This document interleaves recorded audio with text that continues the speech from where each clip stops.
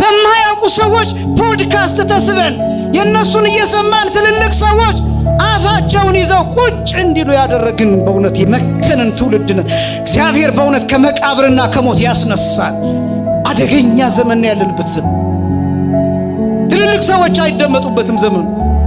ይሄ ዘመን በሚዲያ ወጥተው ቀድመው ያወሩ ሰዎች ብቻ የሚከበሩበት ዘመን፣ ከጀርባ ያሉት ሞተር የሆኑት ዋና የሆኑት አባቶች የማይደመጡበት ዘመን ይሄ ዘመን።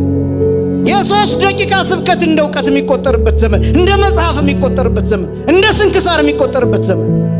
ብዙ የሚጠቅሙንን ነገሮች ገደል የሰደድን፣ ሊቃውንቱን ማናከብር፣ መምህራትን ማናከብር፣ ትልልቅ ሰዎች የማይከበሩባት ሀገር፣ ያቀኑ ሰዎች ዝም የሚሉበት ሀገር፣ የክለብ ታሪክ እንደ ጀብድ የሚሰማበት ዘመን፣ የመጠጥ ታሪክ፣ የጭፈራ ታሪክ፣ የዝሙት ታሪክ እንደ ጀብድ እንደ ጦር ሜዳ ታሪክ የሚሰማበት ዘመን፣ እንደ ፉከራ እንደ ሽለላ የሚሰማበት ዘመን።